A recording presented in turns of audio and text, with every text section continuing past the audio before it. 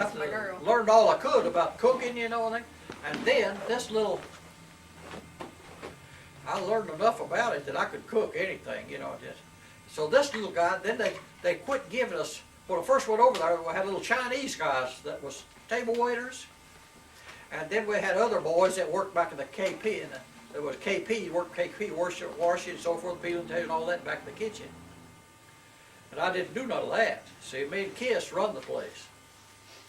Well, I got to where I could run it, and in fact, I got to where I was doing about all the bookkeeping. He couldn't even write English. I'd have to write his wife. His wife, he was German, and he could talk English, but he couldn't write English, and he couldn't read it. So I'd have to write her letters. Mary, that's her name, real pretty woman. And I'd have to read her letters to him when she'd get them back. Well, you should have read some of them letters. And so I didn't remember that. So she finally come down there. She's a beautiful one. She's a table waiter in a big restaurant in New York. Made a lot of money, I guess, for that time. But anyway, they got these German prisoners in there, and they were trustees. You know what trustees are. They were from Austria or some of these other countries that Hitler had took over, you know. And then he took these young men and put them in the army and set them at the front. We had one other guy, 17 years old, had been on 3 fronts. So they sent them in there. Can you imagine? And I had a table. I had boys. It was table waiters. We had boys. Well, go ahead. I'll go ahead for the first part. So Kiss, I don't know whether he felt sorry for these boys or not. They weren't Germans. They were the trustees from these other countries where Hitler took them over. But they stayed up the prison camp, but they had to be separated from the German prisoners. You know, they'd fight one another. And they trusted these guys where they'd let them out. We're supposed to carry a gun all the time, like the kitchen, but I'd always put it back in the drawer when the officers left. And they were real nice boys. And so I got these German KPs. I had KPs to work the kitchen, 3 or 4 of them. And then we had table waiters to work the dining room, just like a restaurant. We had a cook, a butcher, and a baker. And this butcher, over there, they'd boned out all their meat and stuff. And boy, I learned a lot from him. That's where I learned to cut meat. So they was in there for a while and kissed. He'd buy cigarettes and give them. And they checked, he wasn't supposed to give them anything, or they wasn't supposed to give you anything. But kissed, one day when they went in, they checked them, and they had cigarettes in their sock tops, where he had bought them at the cave, and give them to him, you know. So they busted Kiss back to a private, just like that. So then they wanted me to be the mess sergeant and run the place all myself, you know, so the company commander over in our company, I went to talk to him about it, and he said, well, he says it'll be a good deal for you. Me and him were real good friends. And he said, I'll tell you what I'll do. I'll give you pick and choice of any of my cooks in the company here that you can take with you. So I took the youngest boy they had that didn't have much practice that I could teach him right the way I wanted to do, you know. So I took him over there, and boy, we really had it nice. And Mabel and Jenny would come out to camp on Sunday. We'd work every other Sunday. I'd work one Sunday, and this boy would work one Sunday, you know, to be with the people. They'd get there at 6 o'clock in the morning. These boys would, and they'd be there till 6 o'clock at night. Pick up and bring them down and take them back at night. And so Mabel would come out on Sunday when I was working. They'd just set her up a table like we was king and queen, you know. Her and Jenny, and they really enjoy. You don't remember that, do you? No. Oh, they'd fix her the best dinners you ever saw. Honey, I've never seen a guy that remembers. And I guess altogether, I spent over 2 years in that officer's mess hall. How old was Jenny? See, and I got my separate ration money. Huh? 2. I got my separate ration money. It got up to $27 a month that I'd get. And then they paid me $25 just for doing the buying for it. Now I'd make extra, and I got to where I was making pretty good money in there, you know, for that time. And they wanted to make a big folding screen. It would go across in front of where they'd come in and put in their orders at the counter. They'd come by the counter, and write their orders down, and then they'd go on back to the tables, you know, and then the table waiters would take care of them, you know. But they wanted to make a big shield that they could pull across in front of that counter. And they got an artist. They bought 4 sheets of plywood, 4x8 plywood. And this guy was a good. You got that picture. Yeah, you gave me that picture. Have you still got it? Yeah, it's down in the basement. Okay. I just have to think of that. You got that. I do. Well, you never did see them pictures, so we may. No, I didn't see the You 4x8. should see. There was one picture of our president, one picture of Stalin, the ruler of Russia, one picture of Churchill, and one picture of Kaiser, the shipbuilder, that built all the big ships during the war, army, you know, the war, and him down in his waist by the side of his ship, and them was 6 feet high, and we fixed them together where they'd fold, you know, just and put them on rollers where they fold. The most beautiful thing, I'd give anything to have them, and I wonder where they got to. That somebody got them, and you never know. They might have got burned up, you never know. It's untelling what they would have been worth, you know what? Yeah. But we really enjoyed it there, and they're so good to Mabel. They treat her so good. I never did have to fire but one of them, the German boys. What about? Murphy was his name. And me and him was about the same size, and about the same age, I guess. And one day I told him to do something. I don't know what. He said, "Let's go out behind the building and fight." I said, "Okay, Murphy, you won't be here tomorrow."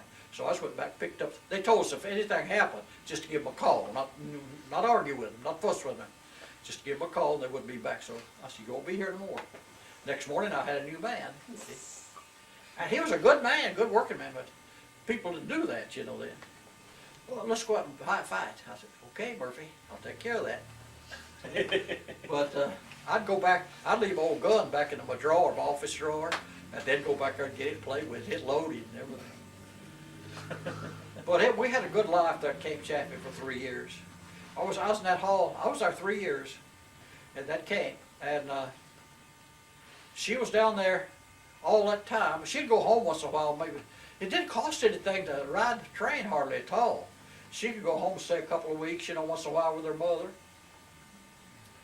And it was really a good deal. Well, we really had a nice apartment when I re-enlisted and left down there. We'd got it was just right straight down the road from the bus station. And we had a big living room and a big bedroom and a nice kitchen.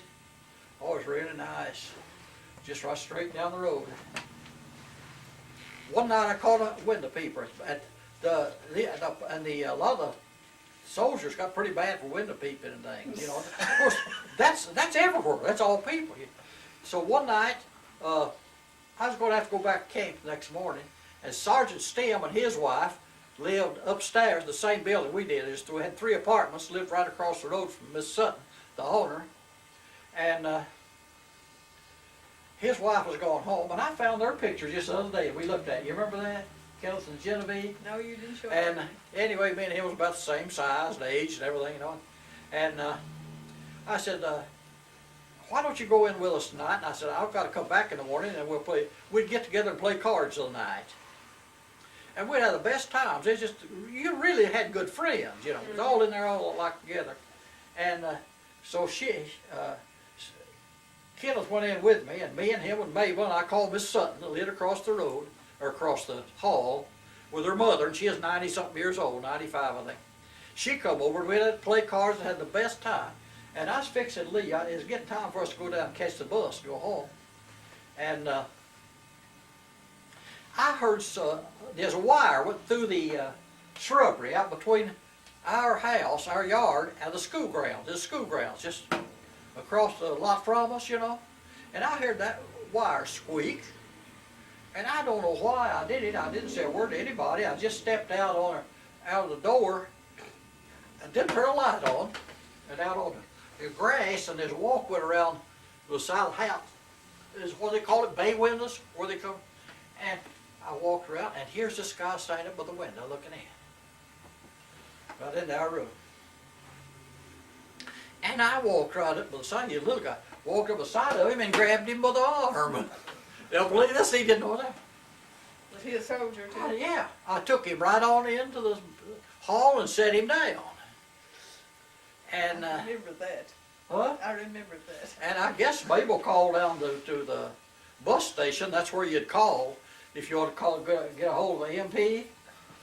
And I guess that's where I guess she called and got the MPs to come down. And I never did remember. I said, "What are you doing?" And he, I want Chisa. He said what now? He just wanted to Chisa. He just wanted to go to the bathroom. Boy, he just wanted to go bad too, because I took him. So I took him right on in the house and set him down, right down the hall. And we waited for the MPs to come. They was there just in a minute. And when them MPs come down there, I tell you, one of them was tall as me, and I guess as heavy as Dan. No, he'd weighed probably 280 or 300 pounds.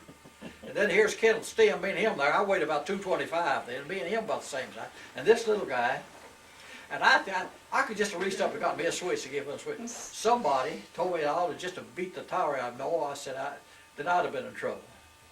Somebody else walked off and told me I ought to just beat the tower out of him. But they come and got him and took him in. And he was telling us he was going to get a discharge in a couple of weeks. And I guess he was, because it turned out that I found out for sure that he was. And here's the good part, funny part about it. Just 2 weeks later than that, every once in a while we would go out into the mountains on trips just for picnics, go mountain picnics up. 2 weeks later, I was a mess sergeant there in the Army then, or in the company. And 2 weeks later than that, we was going out on this, up in the mountains for a full day's picnic and things up there. And they give me extra KPs to work in the kitchen. So many, I had to lift these big cans of drinks, you know, and all that, and all boxes of food, and this little guy is on my detail. I remember this. Now believe that. It's hard, ain't it? Here, I'd never seen him in our company before. Here he is on my detail for that day, the KP detail. Well, I had a truck. See, I'd call the, anyway, called about a truck, Motor pool. motor pool, and had a truck set out to go up there. And here, this little guy, here he is on my detail, and he was working the hardest of anybody on it, too.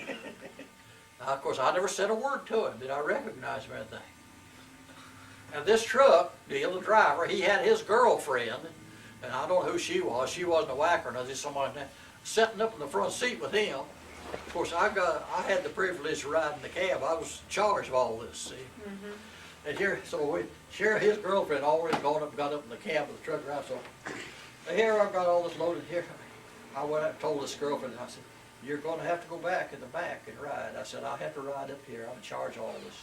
And I won't have to ride here." She never said a word. She just hopped out. I put Mabel up there in the middle of the road, and we rode up on that mountain.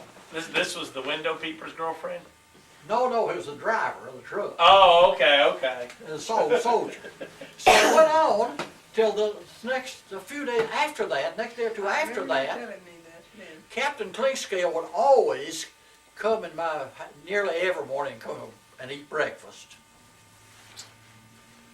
So the next morning, Captain come to eat breakfast, and I'd always, when I was in company, I'd always go out and sit down, and me and him would talk business, talk as friends, you know. And he'd sit there and talk sometimes for an hour or two.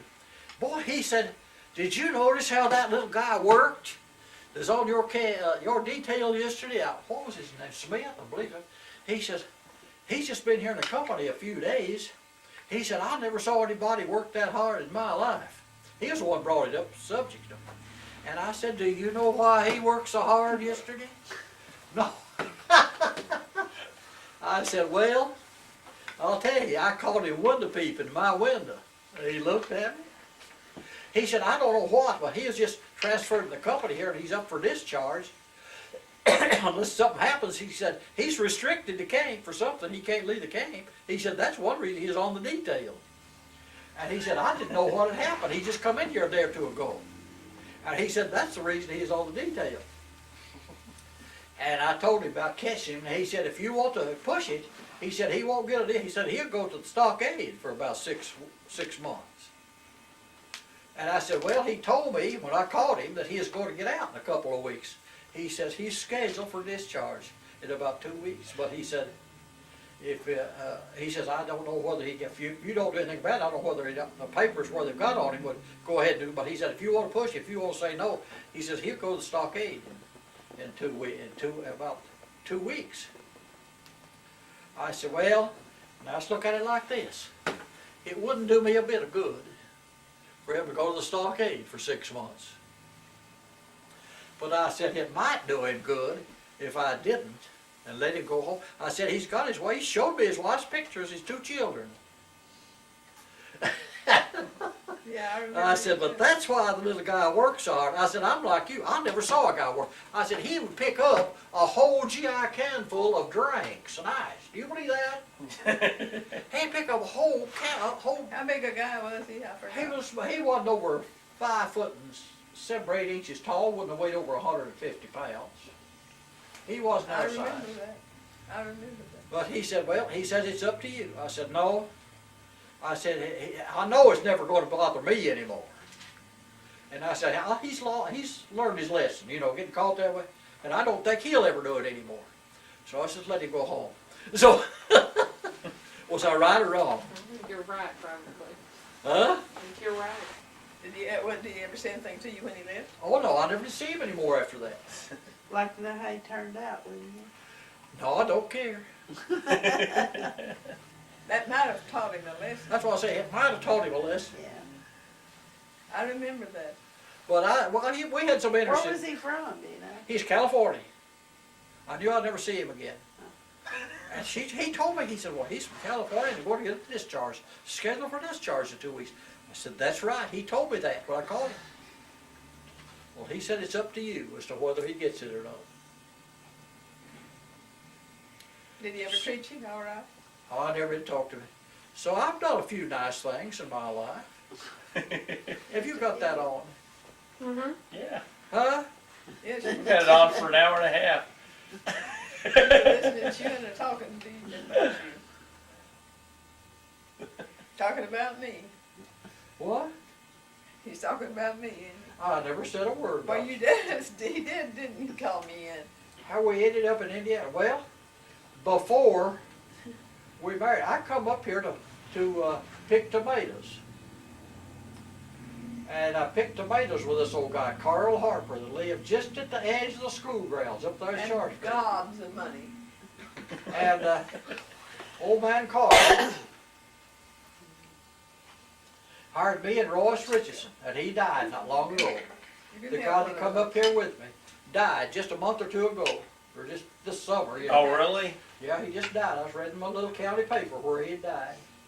And we come up here together to pick tomatoes. So we got a job of picking up at Carl Harper's, right up here at the edge of Sharpsville. I told you she Sharpsville's could just have a it. little country town. It's not big nothing. But They could Kraft bring you a Cheese Food was souvenir there, just right from over my house. You across can the have it field here. from the tomato patch that I was picking at. I'm So gonna write his name on the Carl, now I was like Mabel's mother. I would go to the barn and help Carl feed milk.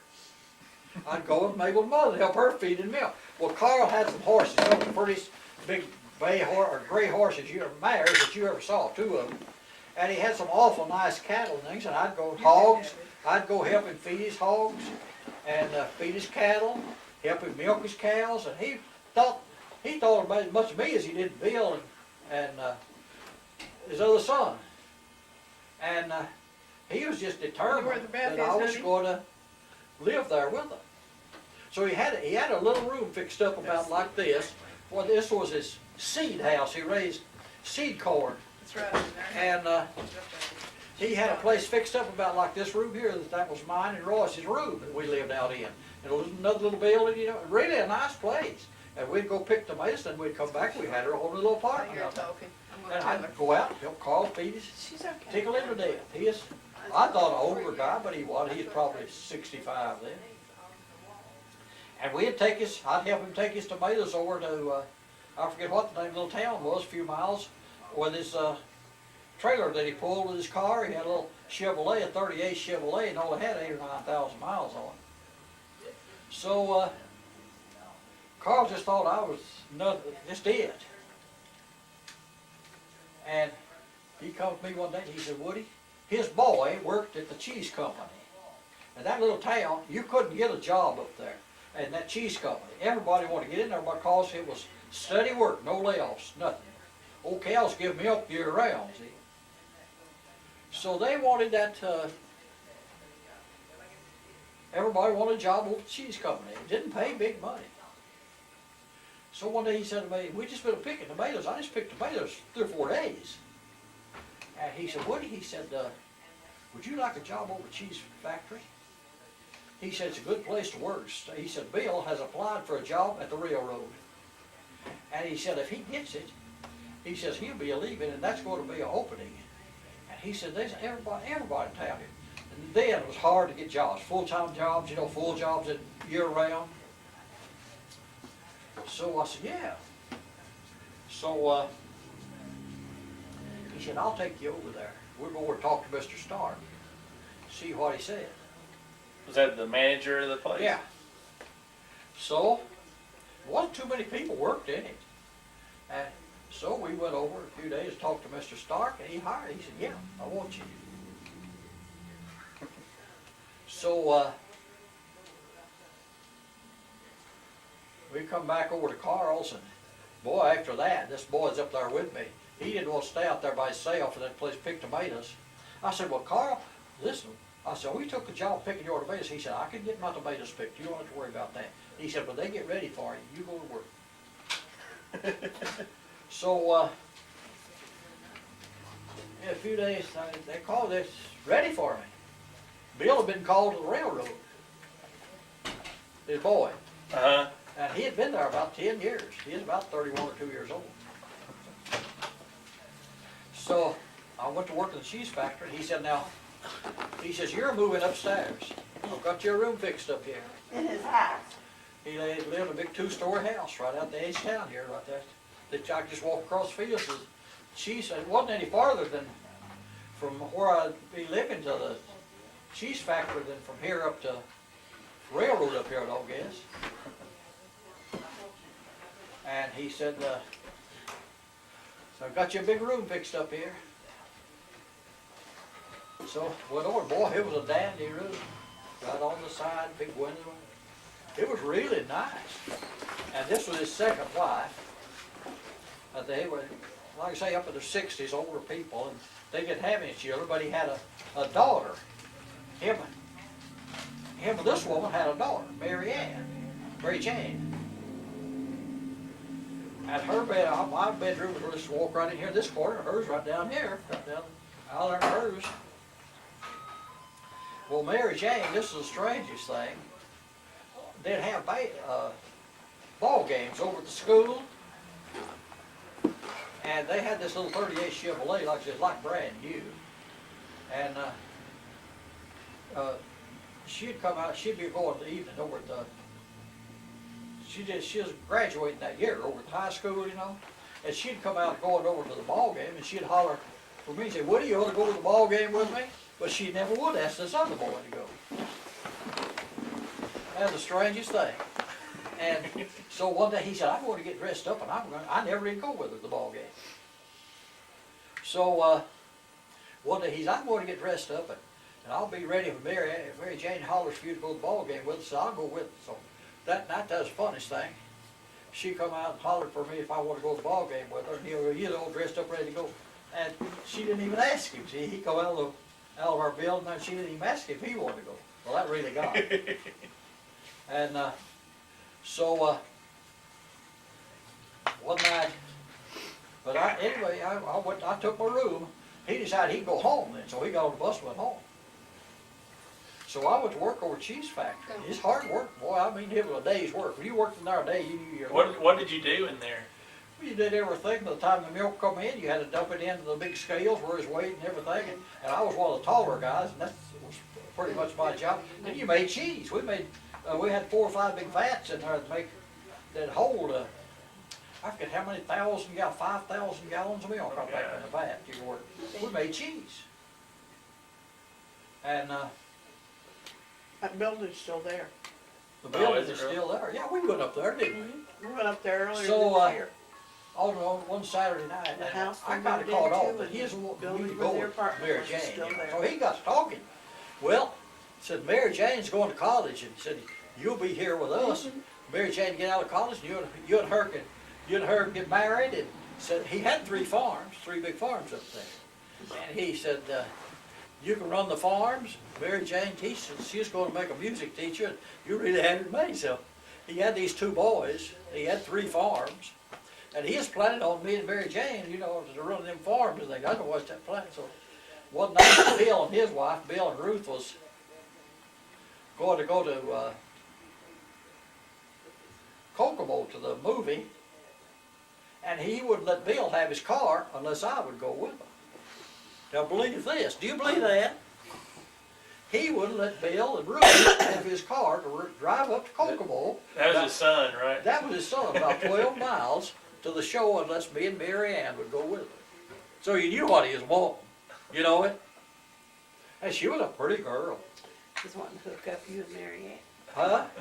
He's wanting to hook you and Mary Ann. Yeah, that's what it was. Well, he didn't care. See, now, if you He had didn't married deny her, it. He Daddy. didn't try to hide it. He'd talk about it when me and Mary Ann got married.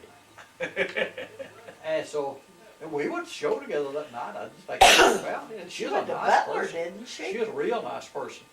And then, She so went to Butler. I worked there a while. I worked there then up until December. And I decided I was going to quit and go home. So I went home. Must have been November. Because, anyway, after that's when me and Mabel got married. January. And so I called back up there. I wrote Mr. Stark a letter up at the cheese factory to see if I could get my job back up there.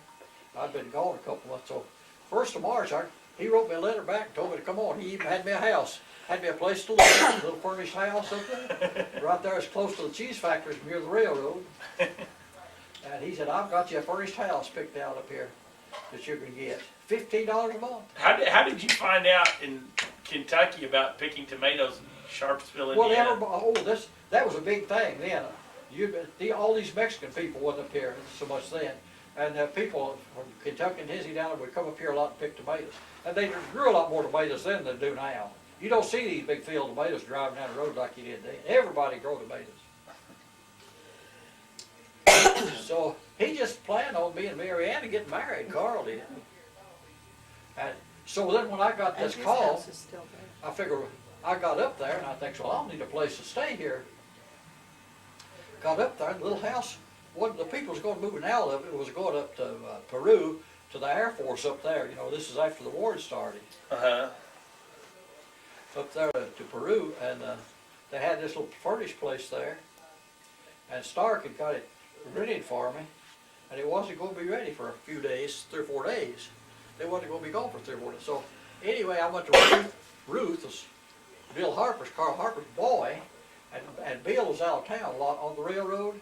He'd be gone sometimes for a week or 10 days out of town. So I was to see Ruth, his wife, and their little boy. They had a little boy.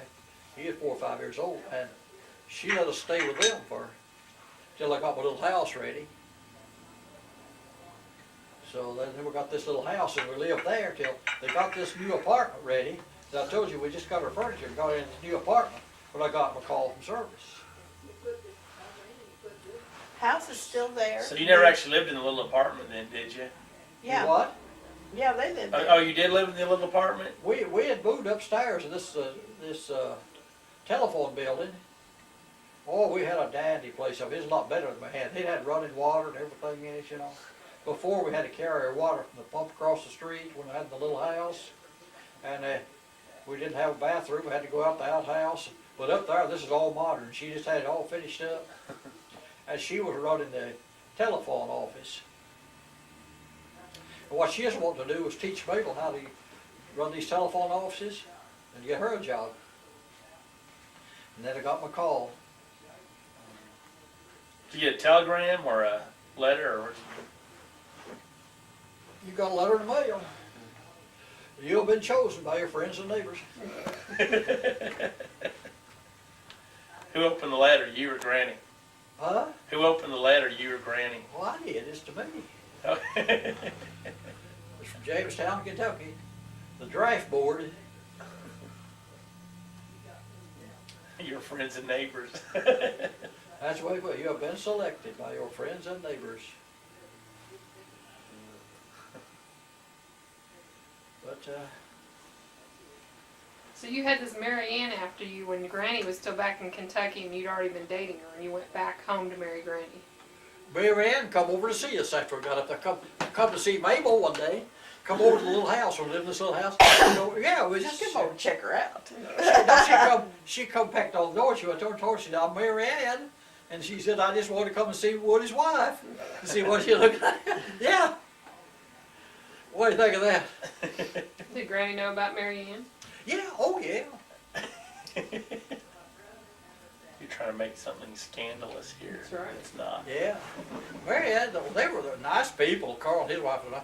His wife was odd. Carl, when I was working, when I moved up there in the house with them, he would get up in the morning and fix my breakfast. He'd get up and cook me a ham and egg breakfast, fix me the best breakfast you ever saw. Have my supper fixed and I come back that night too. What do you She think of that? didn't cook? Not charge me a penny. No rent. Say, she Huh? didn't cook? His What? wife didn't cook? She didn't get up early. See, I'd have to be over at the cheese factory about 7 o'clock. And Hattie didn't like to get up early cooking. Carl's one, he'd get up and fix my breakfast every morning. He's probably up too, wasn't he? And But he his thought house is he still thought as much of there. me. I'll tell you the truth. He thought as much of me as he did his own boys. He had 2 boys. And I really believe it, that he thought as much of me as he did his 2 boys. Do you believe that? Mm-hmm. Huh? Yeah. See, I helped him feed, milk, helped him take his tomatoes to market and everything. I treated him just like he'd have been my daddy, you know. What did your dad do for a living? Well, he was, Which time? when he was younger, he barbered for several years. Yeah, you give me his shears. Clippers, Yes, okay. clippers. He did that for several years, and then he got books and studied and made a veterinary. Learned about livestock and made a veterinary. In his last years, for years, he was a veterinary. I didn't know that. I knew Jake had done that. You didn't know but that? No, I don't think I'd ever Yeah, heard he of was a veterinary. He bought a car and Jake chauffeured him around. Didn't he? Yeah. Yeah, I didn't know that. Now, when did he die? Your dad? My daddy, 44. he died as September the 7th, 1944. I've been in the Army 2 years. I wasn't quite 2. And your mom outlived him a long time then, because she didn't die She until the didn't Christmas die met. till 87. She is 96, just like 2 months have been. 96 years old when she died. We have some longevity. Well, Aunt Nan lived to be 97. That was my father's sister. I had a cousin that died a couple of years ago that was 105. That was the first cousin. How's that my bills I haven't got a first cousin living on that on my side? Garner side. I've got 4 or 5 on the Weddle side, on the mother's side. Did you ever go to Fallbush Cemetery? You did, didn't Do you? what?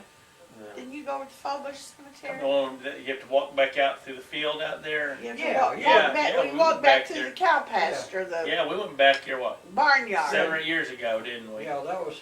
Did you ever look at how long some of those people lived? Yeah. I mean, when the average life I imagine that expectancy was...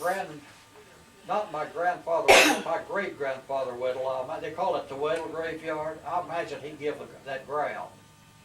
My great-grandfather Weddle, Uh-huh. because see, there's so many Weddles in there, all that and everything. Whose grave did we trape out in the middle of the pasture to see? George Washington Garner. I guess it's your great-grandfather or great-great-grandfather. I don't remember. You didn't go out there with us. Did you go out there with me? Yeah, and it was the same place the guy showed us the tobacco hanging in the barn. Yeah, it was a guy. He was like your second cousin or something. He was my second cousin. We went out there and bushwhacked through the blackberries in that little bitty cemetery on the hill Went there. out through the weeds out there. Yeah, and there were some rainwaters in there. I mean, I bushwhacked in there forever just to find that.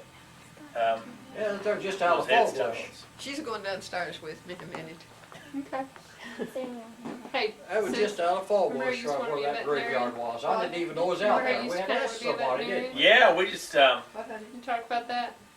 I don't remember. Somehow had thought it might be right in Papa's there. I dad don't was remember veterinarian. how. Well, And you had the name of it, but we didn't know. And I asked a woman that lived in where my Uncle John used to live, up there behind that old store building. And she was, I didn't know it then, but she was my second cousin. that's The woman that right. told me who it was. That's right. And I talked to her and got to talking to her up here later on. She was up here at her sister's husband's funeral and over at the funeral home here. And I was talking to her and got acquainted with her and everything. And she had worked at the post office down there and come to find out that she is my second cousin. The woman that had told me where the graveyard was. Ben? Come on, Aiden. That was a great life. I'll tell you, some of them people over around Fall Bush had money. That ground's worth a lot over there, boy. It really did grow good crops and everything. My Uncle Burl there, I stayed with him, worked one summer, and he made the money there. Who was that? Wasn't it Weddle? I'm drawing a blank on it. Who was it that shot his son? That was my uncle that I stayed with and worked there That one was year. rural. Was it Burl? Okay.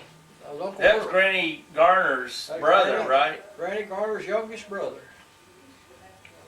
What happened there? I can't. Well, his son, Wayneth, he had two boys. And they were, Wayneth was about 12 or 13 years old when the other boy was born, his second one.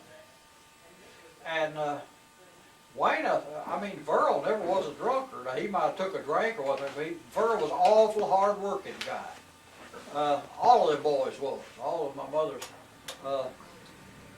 brothers was awful hard. You had to be working hard if you had a grandma. So he had this other boy, and then a lot of times what'll happen in cases like that, the older boy will get jealous of the younger boy. Did you know that? Yeah. And I don't know whether it's that or what, but Wayneth, he was an alcoholic, just grew up an alcoholic, the oldest boy. And he married a girl from just out of Somerset there, down south of Somerset, and they moved to Virginia. And Wayneth worked hard when he was on the, boy, he was about 5 years younger than me. No, let's see, Wayneth was about,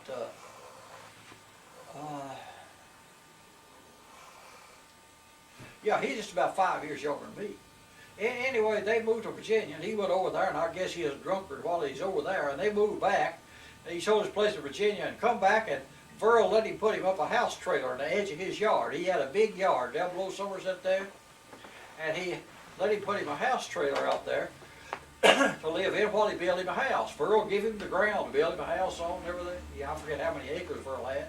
In fact, if I'd have wanted to move down there, he'd give me a lot over on the lake, where it went over join the lake at Lake Cumberland. He asked me if I wanted to move down there, if I wanted to look at a house over there. And this boy moved back over there, and I guess he isn't building his house at that time. I don't remember. But anyway, it was on a Sunday morning, and Verl was sitting out on the side of his house in the sun reading his Sunday paper. He got a Sunday paper, and was sitting out there reading his paper, and Wayneth come out of his cabin on his trailer and come out, and I don't know what happened, whether they had words or not. But anyway, he went back in his trailer, but when he come out, Verl had his pistol, so they must have had words. Now, I don't know what, but Verl shot him when he come back out of his trailer, and says, he come over and was going to fight Verl, and Verl shot him in the groin. And this was on Sunday morning, and they took him to the hospital. And his mother, Florence, and the other boy, yeah, Junior, took him to the hospital. Junior was upgrown then. They took him to the hospital, And then they come back home, and then that night, Florence and the younger brother and his wife, Junior, he went to church, and they come back from church. Now this is the tales. I'll just tell it the way I've heard it. Well, they pulled up in front of the house, and it might be the truth. Well, they pulled back up in front of the house, getting out of their car. They heard a shot and went in, and Verl was up in his room upstairs and had shot himself in the head. And that might be right. Wow. And When was that? that was, I couldn't tell you, that's been a long time. That's been a long time. So anyway, Waynoth went ahead and built his house down there. He lived, they shot him in the groin, and Verl shot himself in his head and killed himself right there. And Junior and Florence both told about the same story, that when they come up, Junior told me this himself, and I think Junior a real fine guy, you know. The youngest boy, Uh-huh. and I went to his funeral. He is a part owner in a big funeral home down there in Somerset. And I went to his funeral. That was in 65. And he killed himself. How come me to know? I had bought a new car, and around October, when the new other models was coming out, I bought a $64, brand new, off the lot. And this was the next year that happened. I was driving this new Dodge. And Junior and his wife lived right up the road, not too far from the funeral home, and I went up there and me and Mabel and eat dinner with them that day at their house. And he was old enough to be married then, Junior was. So that was in 65. Junior's still living down an old home place down there where he built a house, I guess. I've got a telephone number here, it's supposed to be here. But that's when that happened. I looked it up I was online. there after Burl was dead. I went one time, I think I went by to see Florence. Florence and Burl never did get along very good. Now, I'll have to say this. I stayed with them one summer and worked there on the farm.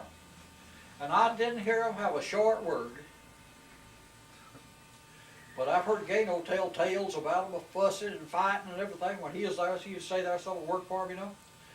I can truthfully say I stayed there all summer and I didn't hear him say a short word. Now that's strange, ain't it? Yeah, yeah, it is. But Didn't he live in a big white house? They're not too far from the Weddell Cemetery. yeah, 'Cause I think we drove by we there. drove by it. That house burned down. Two-story house. That house Just burned here down. recently, it burned down. Yeah, it was since then. Oh, Well, wait a minute. It was burned down when we was there. Well, okay. I don't know what I'm thinking The about. barn was still out there, the big tobacco barn. It's painted red. The first time that I was there after, the last time I was there before me and you went, I was waited out in the bar notch. You'd park out there, you know, and then walk across back to the cemetery there. Yeah. There's cow pasture all back in there and everything. And this guy come down there he went out to his mailbox or something, he saw me, and he come down there to me. He said, "Oh, go ahead, just leave the gate open." He said, "This is right at noon." He said, "The cows are in the shade, they won't come out." But I waited, he'd come down there and talk with me, and it was my second cousin that owns that now, that ground back in. And we talked for a long time. I told him who it was, and I said, "By the way," I said, "you see that red tobacco barn over there?" He said, "Yeah." He said, "I own that now." He said, "I bought all this ground back through there." I said, "I helped build that tobacco barn." And that was where Verl had his Yeah. house at. Yeah, that's where Verl lived. He Okay. said, "That's mine." He said, "Now let me tell you something. Anytime you want to come down here and go over any old home grounds and things, all back down this road." He said, "Me and my sister owns all of this."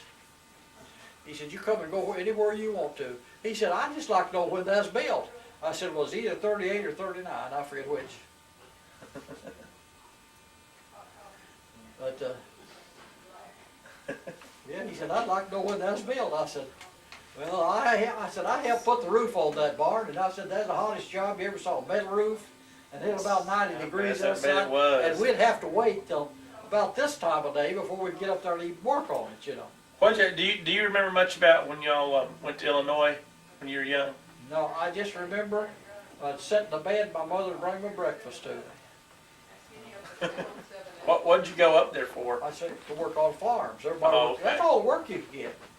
Bob, But I remember us going to, Papa, what? she's got something for you. Oh, thank you.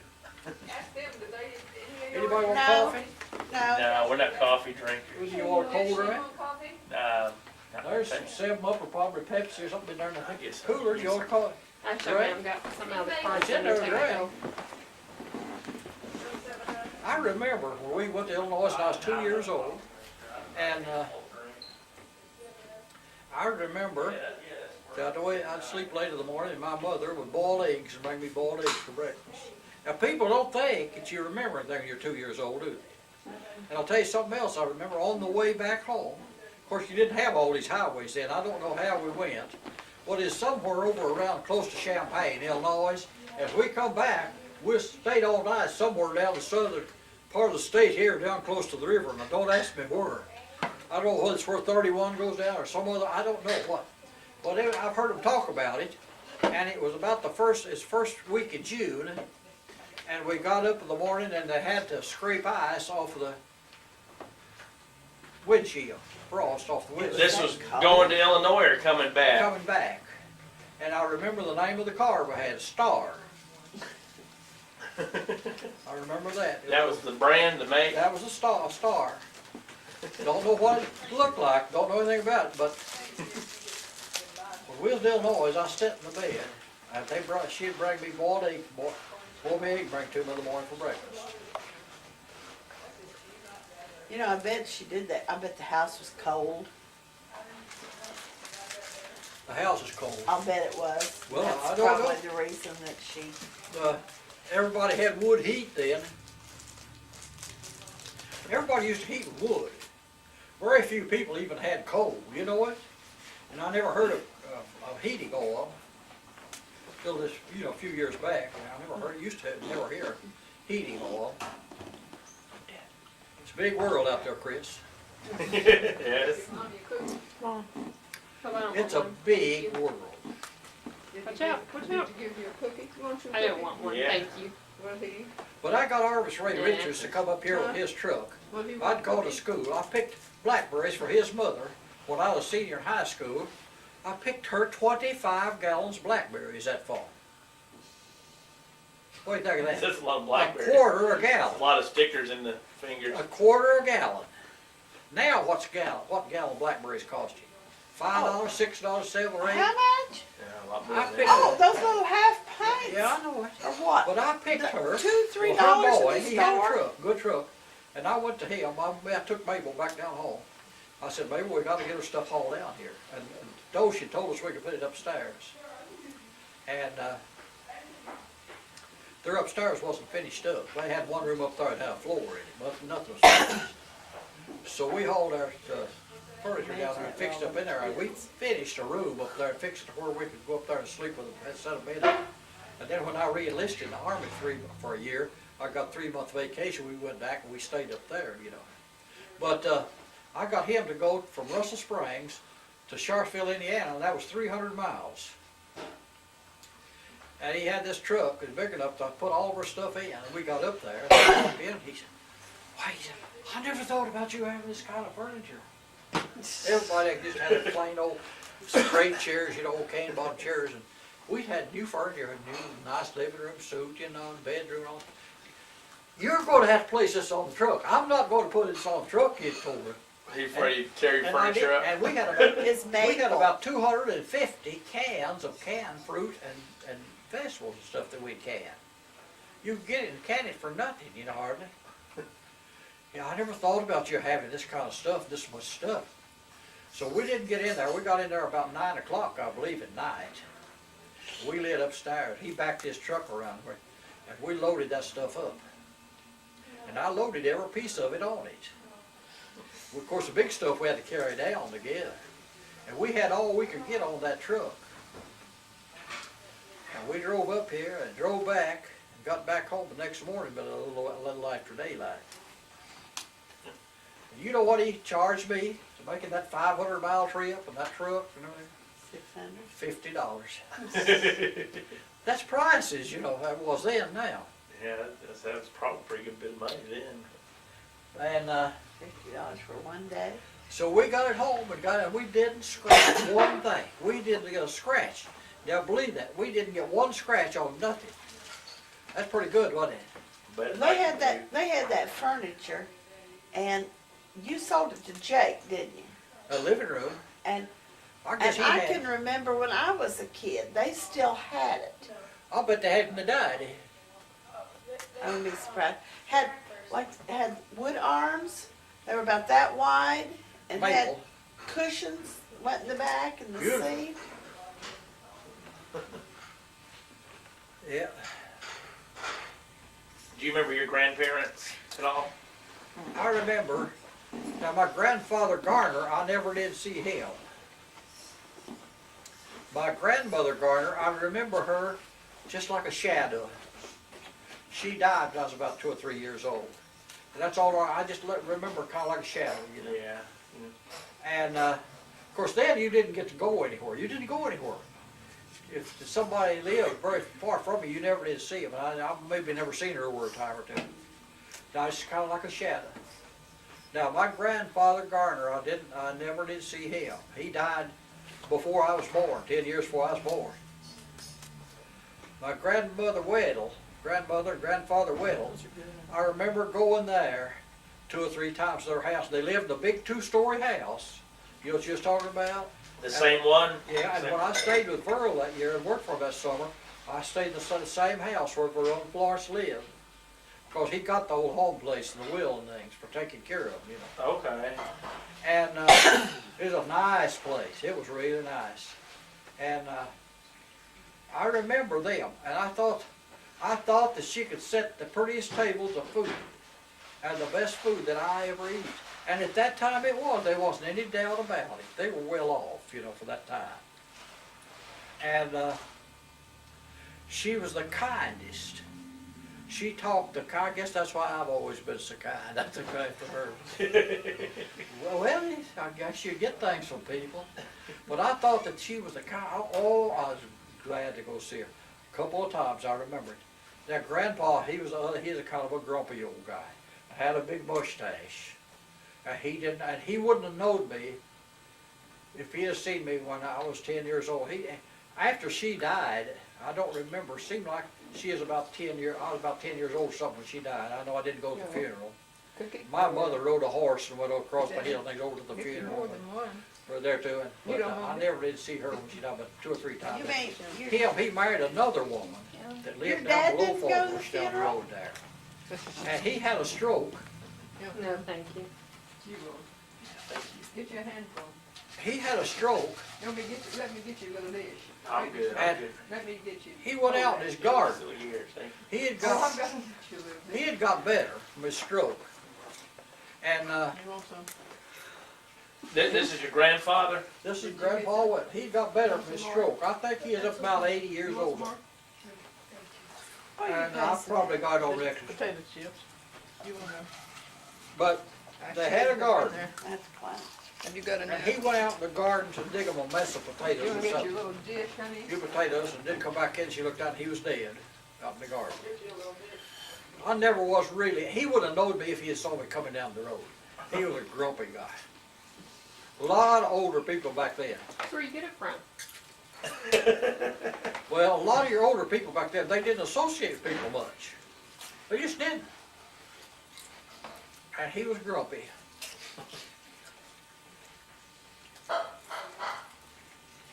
I don't know just how old he was when Maybe people didn't associate he with died, but I'd say up to 8-ish.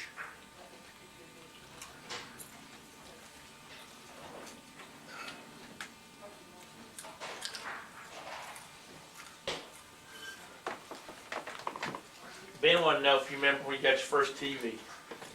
I do. It was a 17-inch I traveler. remember the first TV, but I don't remember the exact year, but I believe it was 51. 50 or 51. Probably about right. Well, they were like just, It was a 19-inch traveler made by 17 RCA. inch.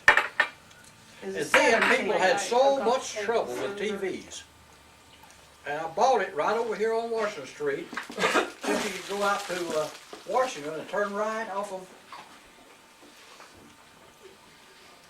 well, Where was it? it was right there. As you go up Holt Road to Washington, and then turn back east. It's just on a big store there on the right. Sitting on the table and we were my first weekend. And went in there and bought me a TV, and it had 90-day warranty on it. 90? Oh, that's all they all had, really. Either 30 or 90-day warranty. And I come home and plugged in my TV, lived over on McClure Street.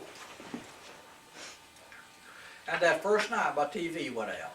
They didn't do that then, tubes and shoot. And my TV went out. So I took it back the next day. It either had a 30 or 90-day warranty on it. Well, they said, well, we don't have any more. It'll be 6 or 8 weeks before we even get one. Yeah, and I said, then here I've got 30 or 90-day warranty, and then I won't even have warranty on it. They said, we've got one here. I can let you have it. Said, it's our demonstrator, the one we show people. Said, it's our demonstrator, and we'll let you have it if you want it and take a chance on it. Well, that thing hit, well, that's the longest I ever saw television go back in them years. That thing played for years. Once in a while I'd have to replace a tube, and these drugstores then had testers where you could take a tube in, and, I remember that. and you learned which tubes was going to be the shooting tube, you know. And I used that thing to, I don't know how many years I had that. Boy, it was a good one. I remember that. Black and white, 19 each. They didn't have color then. I don't remember when they come out of color, but it's pretty quick. When we moved over in Chapel Hill, they had color. We moved over in 65, they had color then. That's coming out with big ones then. 25 inch is about as big as you get. And I got a 25 inch RCA. Man, it was service call after service call.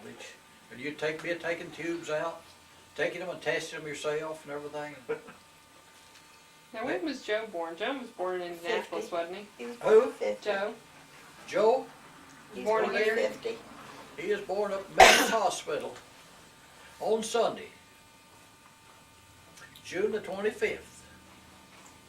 Now you probably wonder how do I know for it's a Sunday. Well, I'll tell you. I remember that. It's Sunday, and I worked every day, I say. I took Mabel to the hospital and left her. And I come home and mowed my grass. We had 2 lots, and I mowed my grass. I got a call then along up in the afternoon, middle afternoon, that I had a red-headed boy baby. So I went up to the hospital, and they had this big window down through there, and they had these babies in there in these cars. Well, I go down through here and here's all these babies, and I had him picked out before they ever got to him, pick him out. I knew him. I saw him. You believe that? Hey Dad, I think it's almost out of tape. Yeah, I knew him before they ever got to him. I come down to him, stood there waiting. The girl come down, rolled him over to the window. Now, what do you think of that? He looked so much like Jenny did when she was born. Did he? Yeah, I knew him. Ours all looked a lot alike, didn't they? Our kids, our babies. Our babies all look like No. Ben didn't look like any of them. No, he did look different. And Charlie looked like a pumpkin. She A said jaundice. pumpkin. Remember how jaundiced he was? Been a great life, ain't it? Yeah. No, I don't. I remember the first time I saw him. Oh, do In you? the nursery, Charlie, yeah. Yeah, we Looks didn't a know lot what was different wrong now. with him. We just knew something had been wrong with him, and he had a needle in the top of his head. I don't know, he had several IVs. Your mom and I went down there to Yeah, the nursery first, and they had the curtains Yeah, I got a closed. call. Dr. Martin was the doctor. We didn't know what was going on. They chased us out of the hall. We were right outside your room. They made us go. They took us down the hall through the double doors, then around the corner into this room. I told Grandma Mindy, I said, I ain't staying in here. We went back out. Charlie. We stood, Charlie.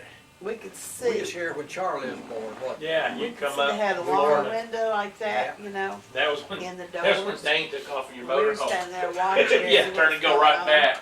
There was a couple. That's what it was. Yeah. 15th of October. I And remember asked us that. something The 15th? It was, yeah, 1988. about our baby. Well, I'll tell you something I remember about It was, that. there's something wrong, we don't know what it is, they chased us out here. You know, the waiting room, And the guy said, where we waited, they'll get was it was that room across right the there? I hall said, from where "Yeah." she was at, wasn't it? He says, we just saw Where she her is at take there that with baby Dale. to the nursery, he said. You know, I don't really know, because I was in there with her all the Well, I time. don't remember. He's a I went big in baby, there. healthy-looking baby. There's a few people around. My first thought And here was he was was deformed. this little girl Like, you know, his sitting there in legs the or rocking feet or chair. something. They wouldn't tell us anything. Well, I don't think I they don't really knew know what how was old going she on. was, I mean, like 8 or 10 years Well, old or something. finally, the doctor came down And and told us they'd had trouble I getting don't know to why, breathe I knew who she was. Somebody told me And that she'd they be up there. She's called Mary's Riley. girl. to come and pick him up. Kelly, is that her name? And Kelly, yeah, Then they Kelly. got Do him. you remember? She is Don't there. She is know. sitting Yeah, there she would have been just a little girl. And, Yeah, okay, she is sitting here in this little rocket chair, wasn't it? And some of the people I knew, you know what I mean? They finally, Whose little well, girl? finally went on down. We walked I down said- to the nursery. They had taken him in the nursery. Let's see, what was Down I there, said all to the her? I curtains said, are closed. I'd never seen that. whose little So girl? we didn't know what was going Who's this on. little lady is sitting over here in this rocking chair? That's what. She says, I'm Joe's daughter. I never will forget that. I think that's how, you remember things? Funny things you remember, yeah. I'm Joe's daughter. I think the